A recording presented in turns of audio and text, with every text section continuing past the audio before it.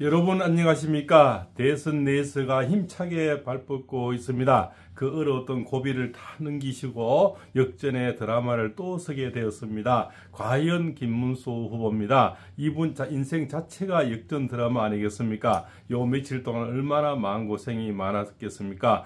저는 그 전부터 분명히 기적이 일어난다고 말씀을 드려왔고요. 그것은 바로 3일 전에 영상을 찾아보시면 나올 겁니다.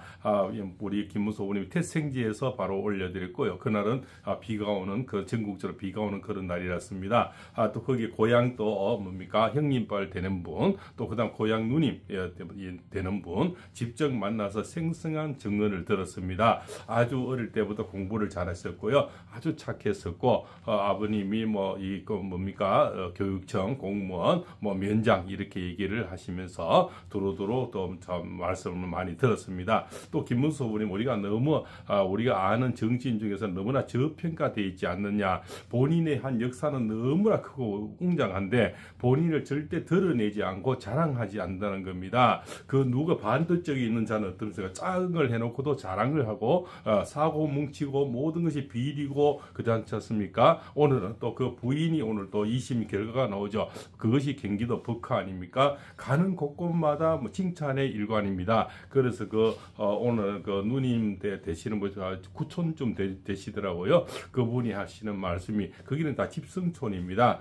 하시는 말씀 어릴 때부터 지나가던 돌멩이나 휴지, 담배꽁초가 있으면은 다 주워서 호주머니에 넣는답니다. 그래서 몰래 어디 가서 버리고 절대 자기를 드러내지 않는다 이렇게 말씀을 하시더라고요. 그리고 또 며칠 전에 만난 형님도 그 부친을 잘 아는데 경찰이 옛날에 자유당 시대 때나 이래 와도 저 집은 건들지 마라.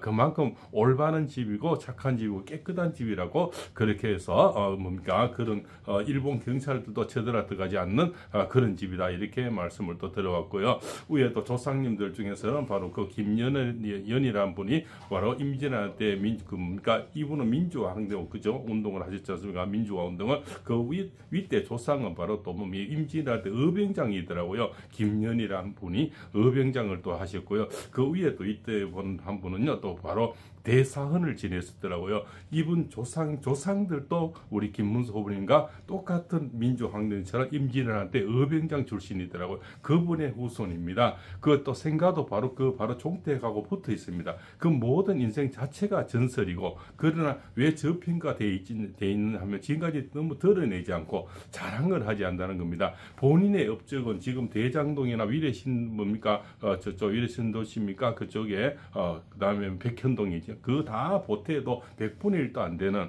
그렇지 않습니까? 저기 파주에 그다음 평택에 그다음에 또 테크노팔리 여러 가지 GTX 이런 역사들이 너무나 많은데 그런 것을 드러내지 않고 또 도지사로서는 처음으로 한센촌에 가서 같이 그 환자들하고 같이 잠을 자면서 그분들을 양지로 끌어내는데 또 공부를 시켜드리고 이런 역사들. 그러면 이분의 이 역사 자체는 캐도 미담이 계속 끝없이 나오는 거죠. 어느 자는 캐면 캘수록 범죄가 나오고 지금 재판을 받고 있고 주변의 사람들 다 돌아가시는데 이분은 그 보안사에서 그 모진 고문에도 심상정의하고 그 밑에 같이 문제운동한 사람을 숙소를 절대 불지 않았다 이런 미담. 또 김대중 때 만들었던 그 민주화운동의 그 선거 상금이죠. 10억씩 그걸 저 3명이 안 받았는데 그 중에 한 분이 바로 우리 김문수 후보님이 돌아가신 장기표 씨, 김동길 박사 이런 미담이 끊임없이 나오는 거죠. 그래서 저는 매일 새벽에 좀 고향 마을에 가는데요. 사람이 그 태생지에 가보면 뿌리를 알 수가 있죠. 부모님부터 형제까지 정말 참 아무도 대학 간 사람이 없는데 바로 김문수 후보님만 혼자서 고학을 해서 대학을 가서 갓세가 기울여서 혼자 공부를 저렇게 해서 지금 경기도 쪽에서는 10억도 안 되는 재산이지만 요번에 나오면서 한 4억을 깨먹었죠. 그러면서도 나라를 위한 충정. 오늘 또 어떤 얘기를 가락시장하고 얘기 들은 본인의 욕심은 이제는 문제는 전혀 없다는 겁니다. 왜? 나라에서 주는 20년 전에 10억도 돌려보냈는데 무슨 욕심이 있겠습니까? 그때 만약에 강남이 한 10억짜리 사놨으면 지금 4, 50억은 하겠죠. 그러나 그렇게 가난하게 살면서도 그 돈을 돌려보냈다는 그런 이야기. 그런데 앞으로 우리가 생각지도 못한 이런 미담이 끊임없이 나온다는 겁니다. 그 얘기를 오늘 필명을 파주농부라 쓰시는 분이 이분의 역사에 대해서, 우리 김문수 후보님의 역사에 대해서 너무나 저평가되어 있다. 그래서 그분이 올려드린 글을 읽어드리겠습니다. 필명이 파주농부입니다. 김문수는 완전 인간에 가깝다. 그는 인격적으로나 능력적으로나 흠잡을 데 없는 완전 무결점 인간이다.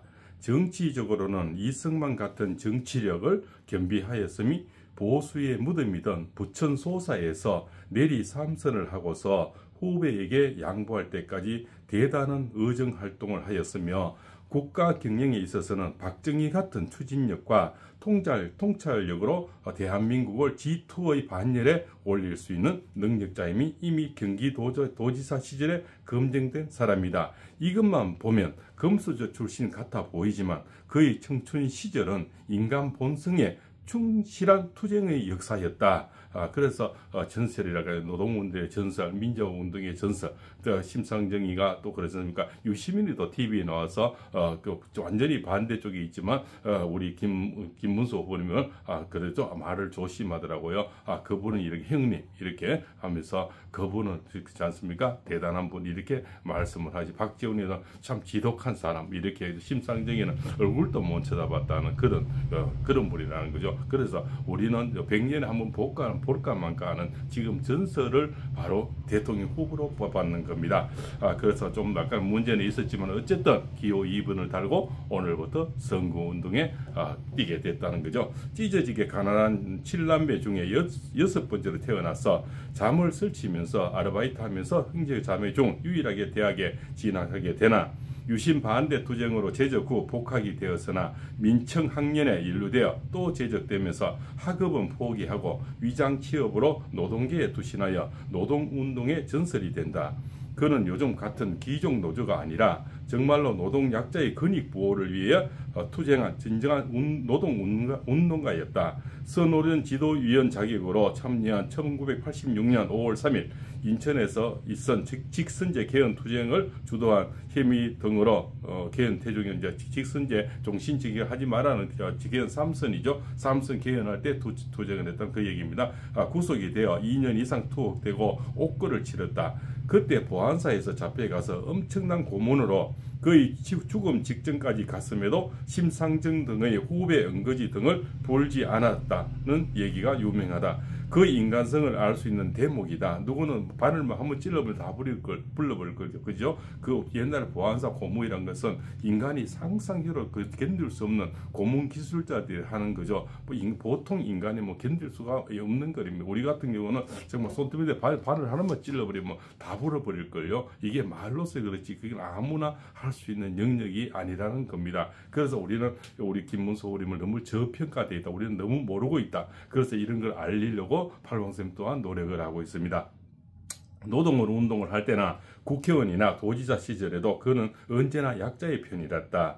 도지사로서는 철원에 있는 한센 마을을 찾은 유일한 사람이며 1박을 하면서 진정으로 그들의 아픔을 함께하고 그들의 고충을 해결하려 노력했다는 것은 성인의 반열에 설 수 있는 인성의 소유자임을 보여준 것이다. 1994년 복학으로 비록 늦가기로 서울대 경영학과를 졸업하였지만 경영학도답게 경기지사 시절 8년 만에 이룬 성과는 엄청난 것이다. 삼성 반도체 팽택 유치, 여주 하이닉스 유치, 판교 테크노 팔리 조성, GTX 철도 설계 및 착공, 광교 신도시 개발, 파주 LG 디스플레이, 광역 교통 연계망 설계 등등 이루 말할 수 없는 업적을 이루었다. 과히 박정희 대통령에 필적할 만한 창의력과 추진력의 소유자임을 보여준 것이라 할 수 있다. 이런 점에서 만약 김문수가 대통령이 된다면 우리나라는 제2의 경제 기적을 낼 것이 확실한다. 노조와 사법 리스크로 우리나라 기업의 외국으로 탈출하거나 외국 기업 유치에 어려움이 있는 조건들을 해결할 수 있는 능력의 소유자이면서 우리나라가 보유하고 있는 초인류 세계적 제조업의 기술력 혁신 L&D를 접목해 획기적인 초격차를 벌일 수 있는 구상과 능력을 겸비한 사람이기 때문이다. 그가 경기도를 탈바꿈시켰듯이 대한민국을 다시 한번 탈바꿈시킬 지도자임이 분명하다. 그의 따뜻한 예민 정신은 성장의 낙수 효과가 서민층으로 스며들며 풍요로운 나라를 비로소 만들 유일한 지도자라 생각한다. 지금까지는 성장의 목에 목매왔으나 이제는 성장과 분배의 안분이 중요하다는 것을 누구보다는 실천적으로 체험할 사람이 김문수이기 때문이다. 그러면서 겸손하여 과거의 행적과 실적을 자랑하거나 정치에 이용하지 않았으며 민주화 운동과 관련하여 어떤 보상도 거절한 순수한 정신의 소유자다. 민주화 보상금 받지 않은 분이 3명이라 함. 김문수, 김동일, 장기표 이렇게 올려놨죠. 그래서 무엇보다 청년 결백하다. 국회의원 12년, 도지사 8년을 한 사람이지만 일반 중상층보다 가난하게 산다. 지금 이 나라를 위기를 구할 수 있는 인물로서 더 이상의 적합한 인물이 어디 있느냐. 더 이상 법률 전공자는 이제 그만했으면 좋겠다.